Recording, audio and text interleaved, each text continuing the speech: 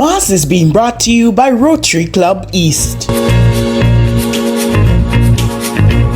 This week on Mass. World Mental Health Day is Thursday, October 10th. And the theme is prioritizing mental health in the workplace. That's where you come in. What needs to be done to prioritize mental health in the workplace in Grenada? There is focus on benefits. There is focus on occupational safety and health. And before, traditionally, that focus is on, physical well-being, making sure the environment is good, people have good air quality and so forth. But in recent times, and rightfully so, mental health has become something of a sharp focus in labor relations. It has not been a traditional focus, but it is becoming more and more a focus of our organization. And as current head of the Public Workers Union, it also must become a part of my focus. So mental health is something that we're looking deeply into in regards to, apart from just speaking about it, finding ways to introduce elements, policies within collective bargaining agreements in our country and within respective workplaces, statutory bodies, and things of that nature.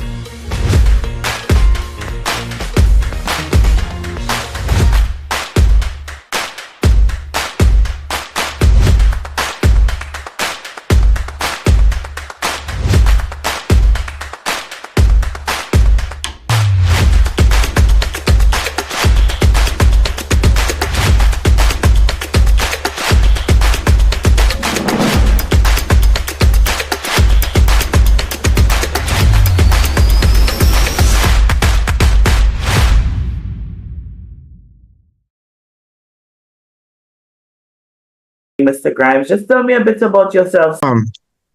Currently the president of the Grenada Public Workers Union. Yes, I am also a public officer. I work at the Department of Cooperatives, currently as a senior cooperative officer, but most people would know me as a very active trade unionist representing workers within the public service. Generally, I'm a very easygoing person, more on the introverted side. Really? Love spending time with my family and things like that.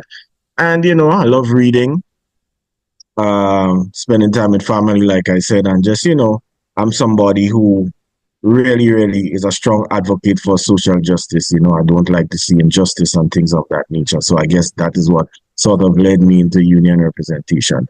So in a nutshell, that's Brian Grimes. Excellent. So we know a bit about who you are. And seeing that you are the president of the Grenada Public Workers Union, I reached out to you. The reason being is that World Mental Health Day is Thursday, October 10th. And the theme is prioritizing mental health in the workplace. That's where you come in.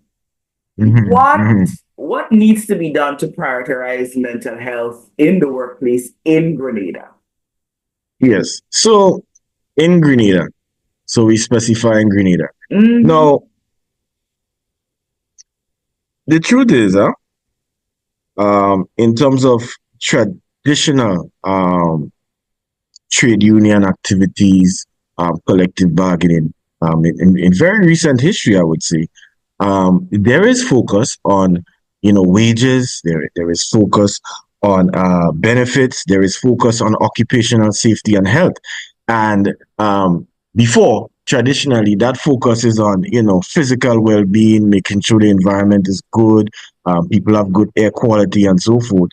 But in recent times, and rightfully so, mental health has become something of a sharp focus in labor relations. Yes, so it's in Grenada. You know how things are in the world. It starts somewhere else and then it trickles down to countries like ours. So in that view, it has not been a traditional focus, but it is becoming more and more a focus of our organization. And as current head of the Public Workers Union, it also must become a part of my focus. So mental health is something that we're looking deeply into in regards to, apart from just speaking about it, finding ways to introduce elements, policies within collective bargaining agreements in our country and within respective workplaces, statutory bodies, and things of that nature. As it stands now, I don't think there is any CBA that we have that incorporates factors of mental health. But obviously, that will change going forward, and that is part of the evolution of the labor movement and the trade union movement. So mental health will be a focus going forward. In the morning, my dad is the bestest dad in the world. We play, laugh, and have lots of fun before he goes to work. When my daddy comes home, he looks very tired and sad. I wish my bear could make my dad feel happy again, or maybe someone else could help him. Excellent. So, could I count on you to be an agent of change in that regard? Of course, of course. I think I try to be, and I think I am an agent of change. So you have to roll with the times and roll with the waves of positive energy in terms of worker representation. So even though it was not something that was heavily focused on 20 years ago or even 10 years ago, this is what it is now. So I'm the current president. I assume whoever is president in the next 5 years, if you have an interview of this nature, they can be copious notes, talks, and conversations around things that have been implemented around mental health in the country. So you pointed out that wages and stuff like that, which are basically the forefront of forefront of union, because when you see people marching up and down, we want more money, we want more money, and all of that. Basically, You're right. Mm-hmm. The reality is when a person isn't paid well, it does affect their mental health, because one, you're not able to take care of your family, you can't take care of your bills and living expenses. So in essence, it does affect your mental health. And reality is, as you just pointed out, things happen out there and it trickles down to us. The reality is that figures are showing that worldwide trillions of dollars are being lost, not just billions. In the US is billions, but when you counter the world, trillions of dollars being lost because of people, workers having mental health issues. And so that's why it's becoming so much into our focus, because where the money goes, where money is concerned, people that's what it is. So if you're losing money because of people are depressed, why are they depressed? Maybe working conditions, maybe lack of adequate salary, maybe other issues, So these things need to be addressed. But stigma, let's talk about that. Yes. So that is a beautiful segue, because mental health, so you have to sort of define it, and for me it's just a way of coping with daily stresses and ensuring that one has the capacity to deal with daily stresses, whether it's work related, family related, personal related, and things of that nature. But traditionally, what one may have thought about mental health is that it's, when you talk about that, it's related to people with mental illness. You understand? So that mental health talk, it seemed as though it was a sort of taboo to introduce that into what we call normal work settings. Yeah, but you are absolutely correct with the connections, because look, you're not getting paid well, you have bills to pay, Grenlec, Kawasa, flu, school fees, whatever it is, right? Books, uniforms, scholars, whatever it is you have to do. It's tied to your salary. And if you're not getting paid well, you're worried about it. It keeps you up at night. It makes you uncomfortable. You can't enjoy yourself. It affects your appetite. Just the same way, what I spoke about earlier in terms of the traditional trade union, activities and advocacy around occupational safety and health, right? It just deals with, okay, we got to make sure these people are comfortable. We have to make sure they have proper ventilation. We have to make sure they have the proper equipment and things of that nature. If that doesn't happen for the worker, guess what? They are wholly uncomfortable, right? They are stressed out. They are not operating at the at an optimal level for them to produce, and everything, as you say, irrespective of if it was not a focus before, in actuality, it does go back to mental health. So I really like that link. And in Grenada, you're so right to talk about taboo because as Grenadians, particularly men, we are looked to be extremely strong, to operate under circumstances which may be trying, and you can't cry. You ought not to complain, otherwise you are deemed or viewed as weak. But guess what? When you internalize these things, it affects your health. It causes stressors, hormones that could bring on certain things as cancers. It affects your mood, and you see sometimes a male who is normally quiet acts out in a particular way, whether violently, verbally, or whatever. It is because of that cultural approach of internalizing stresses, and then it comes out in a very, very negative way. So in Grenada, I think I heard you speak about the fact that counseling is something that should be looked upon in a positive way. Now, in the past, a few years ago, you tell a man, well, he had to go by a psychologist to discuss the problem. It's like, what are you talking about? A lady might say to her husband, well, let's go a counselor for our problems. Well, what are you talking about? We can handle our problems for ourselves. Yeah. So we are evolving, we are moving forward, but mental health is so important. And also, you tied it in now where it was not looked upon with any level of seriousness. But guess what? We have to follow the money. In a lot of ways, money makes the world go round. One would want to be nice and say, well, love makes the world go round. Yes, we can say that too. But money controls, commerce controls a lot of things. And when capital, big business, whoever starts losing money, they start scratching their head. Look, this person is, we getting a lot of sick leaves and they're not in a happy mood. If you're not in a happy mood, most likely you would not produce.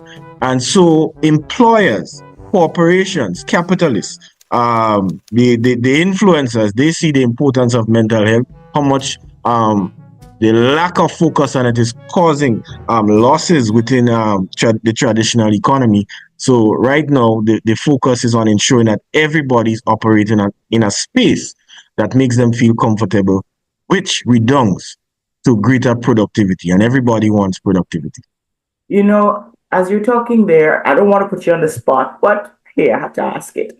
There is a song, I taking a mental day. So would you, I think it's by Kiss, would you consider that being one of the things that you would work on for your membership, whereby it is easier for someone to come forward and say, hey, boss, I need a mental day? Yeah, that's a beautiful question. So we are stuck at this point, a little bit, or moving very slowly, not stuck, but moving very slowly towards more modern ways of management and so forth. So now you hear most of the big employers in this country talk about productivity, being at work and so forth. But in modern management, what one deals with is key performance indicators. So traditional managers in this country, well, I don't see you come to work 8 o'clock, right? Or you took a little extra few minutes in your lunch hour, and that is the focus, and there is a sort of punitive approach to that, right? Guess what? In modern management, what do? You give the employee some things to do, right? So we're not talking about time spent, we are talking about work done, right? So they have to focus on those things, and what is once it's achieved, the manager, the boss, whoever it is, should be pleased. And this sort of, what should I say, obsession and focus with being at your desk and things of that nature, I think the world of work is evolving from that. World Mental Health Day 2024 is here. And this year, it's all about mental health at work. Here are the 3 things you can do today to take care of your mental health. Set healthy boundaries and stick to them. Take your lunch break away from your desk and know your limits. Because whether you work for a boss, manage a team, or work for yourself, making your mental health a priority is not negotiable. So, together, let's make mental health at work a priority. When it comes to the mental health day, that is something certainly that will be in the crosshairs of the union when we sit at the negotiating table, possibly government next time when we go around to collective bargain. However, I foresee that there may be some pushback, because the talk is, well, we have a lot of absenteeism, we have a lot of this, we have a lot of that. But that's what happens in terms of traditional negotiation and collective bargaining. You will have some friction, but hopefully, I'm being very optimistic, and I've seen it in the past, where parties can meet on mutually beneficial grounds. So having that mental health day, yes, that may redound better for the employer. For those days, may end up being an investment that will have the worker being at work more than if you refuse that mental health day. They break down for whatever reason, and then you lose more days in the long run. So that will be a topic of discussion going forward, certainly. I will be listening and monitoring. So, now we're talking about possibility, prioritizing mental health in the workplace. We have to zoom in on the wider scope of things now.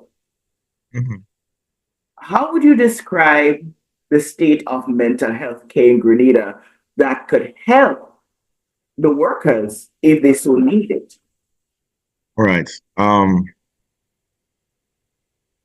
That's an interesting question, and we are in mental health month practically, because mental health day is on the 10th. So as we speak, I don't know if you recall about a year ago, community mental health workers were on protest. You recall that? They protested for several weeks. And those workers are not like, what we are in principle discussing here about workplace mental health. They have to deal with those people who have serious mental illness. I mean, serious, it's not about a guessing game here. Serious mental illness. But guess what? They are under-resourced in terms of equipment. They are underpaid. They are understaffed. And in some ways, they may be undertrained in that this is a specialty, really. It's a specialized area. So you can't just take an ordinary nurse and put them in a situation where they have to deal with that. It is incumbent upon the employer to ensure that they get specialized training, because this is no joke. People's mental health is a life and death situation. It's, people going through depression, they can do a lot of different things to others and to themselves. We have seen instances in the last couple of years where people who have gone through progressive mental illness take their own lives via suicide and so forth. So the bigger point I'm trying to make here, Sarah, is that we talk a lot of niceties in public, meaning those in authority and the whole society about mental health, we repeat the talking points, but the actual investment in resources, it's not there. So for example, these same community mental health workers A year ago, they protested for weeks, paused. So the authorities can look into the grievances. And to date, the grievances have not been addressed. So therefore, you will see them on industrial action again, whether it's soft and it goes into harder industrial, because this is what we do. We try to collaborate, but they have to go back again because the authorities did not acquiesce and did not look into the complaints. And here we are again. But this is not just about the workers. This is about the people that they give service to, the service delivery to the people of the nation. So if there is investment into those workers, into that industry, what do you think will happen with mental health care in the country? It's not going to progress positive. Yeah? Understood. And that is well. I like how you span it. But right now, I do know that the government is in the process of mental health act, which we've had one which is over 100 years old, and the wording, everything is antiquated. It's very old, and so they are reviewing and they're doing a new one. That's that much I am aware of. What will be in it, I don't know, but I am aware that what is being done on a mental health act, and part of it is what I gleaned from that. What I do know is that training is of paramount importance, Of course. and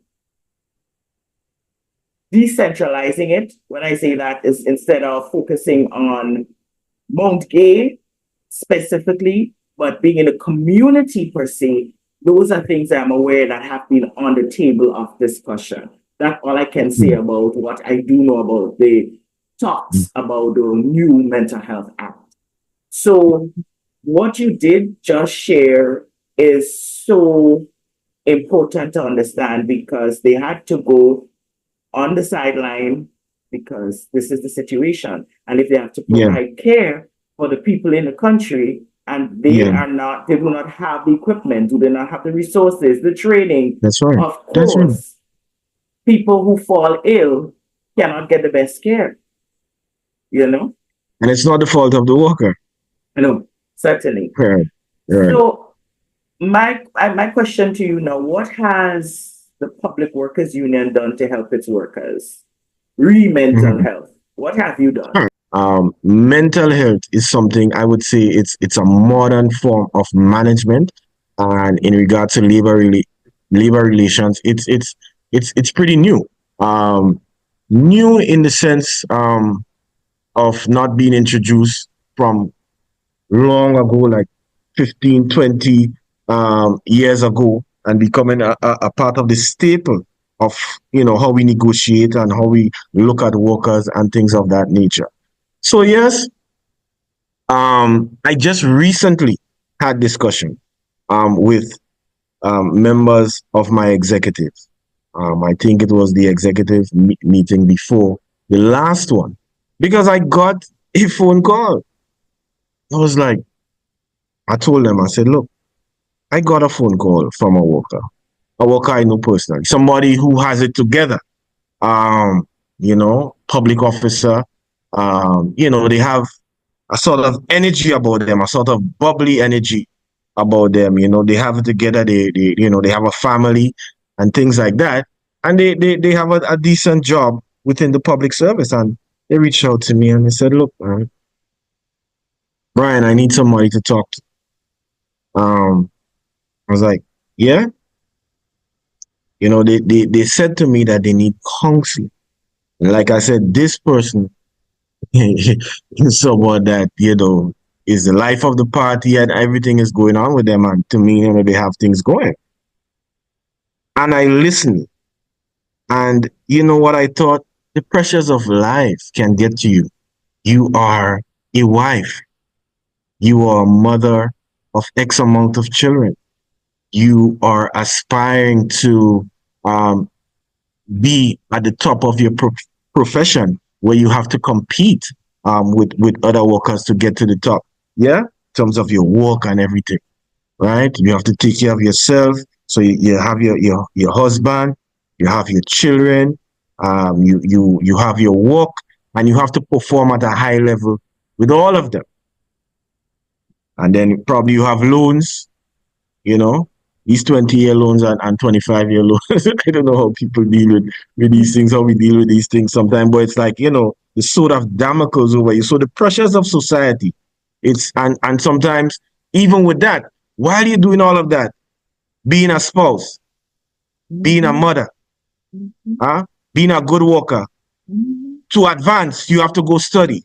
So now, a lot of the times you do university education and things which takes up more of your time, right? And it's a burden on a lot of people. And the way the person spoke, I was like, oh my God. Sometimes you feel people have it together. Yes, and it's not that the person don't have it together, but they need to release that. They need somebody to talk. Yeah, I and this is what respect we that take. person who reached out to Yeah, you. yeah, no, that person is a soldier. You know what I mean? A strong sister. Um, and so I had to have that conversation with my executive about that, because that person reached out, but because they know me, but there are some who may not reach out. So Yes.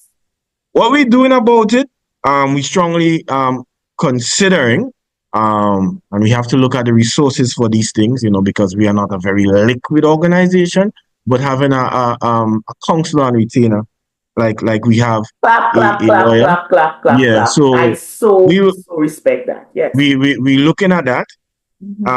Also, we have our health insurance, and that health insurance has a hotline. So we could discuss with that service provider, which is CG United, for them to have, counselors online too, because they say they have a 24/7 hotline that could not just health issues like my sugar or whatever it is, where people can pick up the phone and say, hey, my mental health, I need to talk about this. And you have somebody online that could speak to that. So those are some of the things that we're looking into, and this will have to become part of the fabric of trade union representation and not something that is outside of the box. So I assume very strongly in the next year or two, we will see that becoming, part of the service that we provide to our membership. I am elated. I am elated listening to you. I had to butt in. The person who called you, kudos to her. The steps that you're taking, the desire to have a counselor or two on retainer, excellent. And the whole idea of thinking of the people, because it's the people, Of course. it's, Yes. the workers, it's the employees, Yes. they are the ones who are making you the president of a union, You're so right. awesome. But don't forget, you might forget, the recreation that you have. I remember recently you had like a barbecue and something like that. That helps too. I mean, Of course it does. Of yes, course it it does. helps to release. Yeah. So what we see sometimes, people feel the union and they might see myself out there. My face is not always smiling like, as you're making me happy and smile and everything, because we're discussing things, discussing very serious topics and advocating for things for our workers. And you have this disposition, or you might see our public relations officer who is fiery and who's out there, but who's also a very affable personality. But in that mode, you have to be serious, working for the membership and so forth. And some people think, well, that's what the union is. But I remember when I was introduced to the union under the leadership of the great Madonna Harford, these socials were the norm. And this is what made me comfortable to come in, because most people don't want to come into an environment that is confrontational, that is fraught with little dramas and so forth and little fight. They want to come in where there's a family atmosphere, and the union was like that before. And so now I am trying to bring a resurgence of that. So we have the new men's chair. That's brother Hugh Williams. He's a very social animal. He likes to organize events, and he's leading on those things, because it's not just about the president. It's the whole gamut, the whole team, the whole executive that makes the union go, and everybody have different skill sets and passion that adds to the overall service delivery to the members. And so this is something that we strongly looking at where we can have it on a monthly basis. I remember we did one a couple months ago. A lot of people didn't come, but those that came thoroughly enjoyed themselves because we had a little bingo money, we bingo ham, we bingoed all sorts of things, and people were having a wild and fun time. And the last one we had, it was great because we had a number of people coming. Kenny James was at the event and everything. He's a former trade union leader also and the principal of GBSS. Yes. Brought along a couple of teachers, people from the port came, and we had a fantastic discussion. And this is what the union was about based on folklore from before. The CSA, the Civil Service Association, this building here is a place that was a hub for a lot of social activity and discussion and everything. So we, as the current executive, we have to do our best to, have a resurgence of that so that people can come to their building because the members or the owners of the building have a little fun, be stressed because the environment, truthfully, is highly stressful at this point. Excellent. So you see, you should have a mental health chair too. So to collaborate, because I like the recreation, it's necessary to do all of those things, and the mental health chair would work on the aspect of getting the counselor, getting the CG United people going with this, that, and the other. Okay, let me not tell you what to do. Right. I always open for advice. So how do you take care of yourself? Because this is not How an do I easy take care? task. You're Yeah. a husband, you're a father, you're a trade Yeah. unionist, you're president of PWU, you work yourself. How do you take care of your mental health? And Yeah. you? Well, yeah, I'm a very simple person. So, as you grow older, I'm currently in my 40s, and Understood. entering, but as you grow older, the beautiful thing is you get to understand yourself.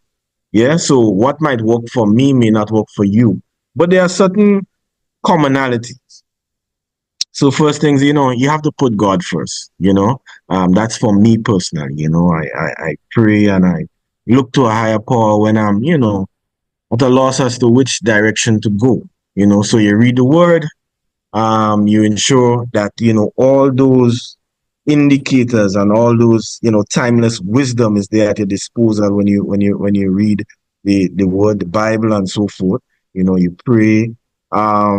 You also, for me, I also enjoy family. So it's important for me who's your partner. Yeah. So once my family okay, I okay. Yeah. So my partner is okay.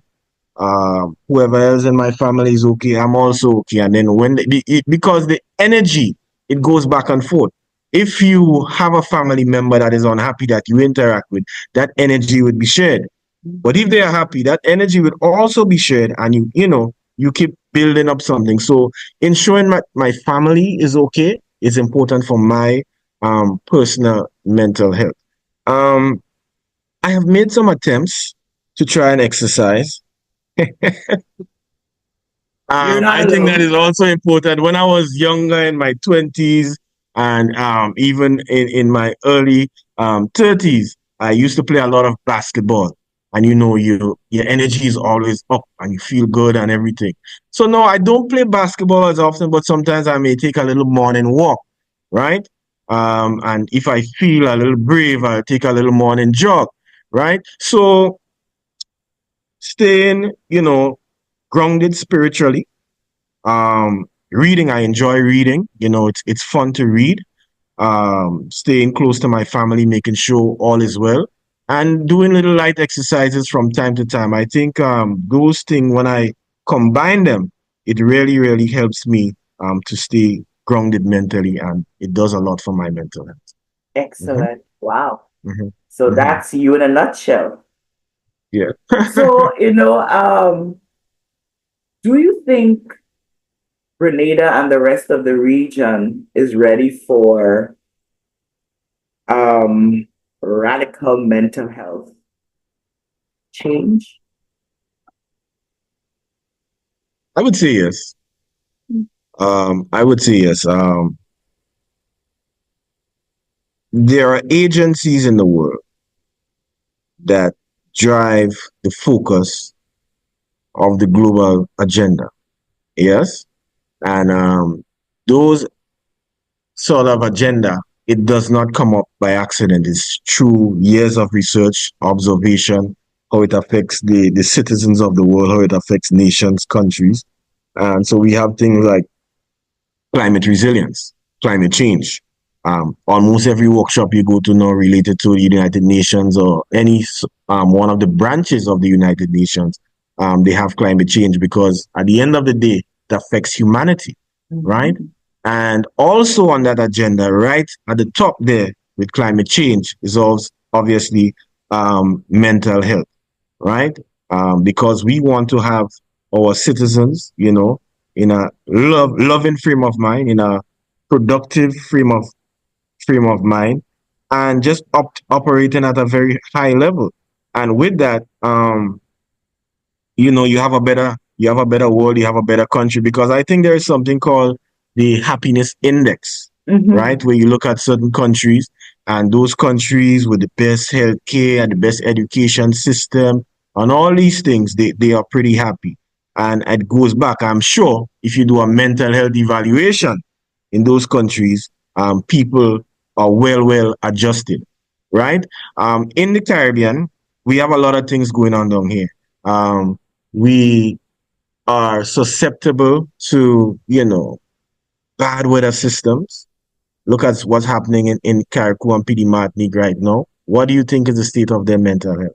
Right? These people are pretty stressed out. I mean, but we are also very, very remarkable people.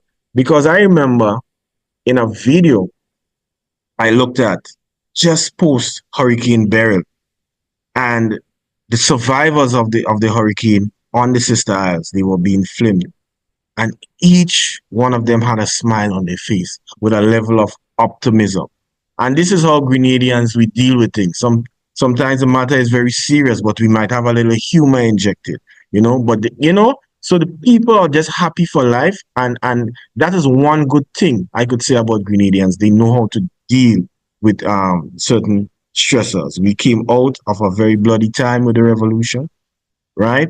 And we maintained our spirit. We overcame Ivan. We rebuilt in a very fast way, a remarkable way, that brought back that independent spirit and that togetherness and unity in the country.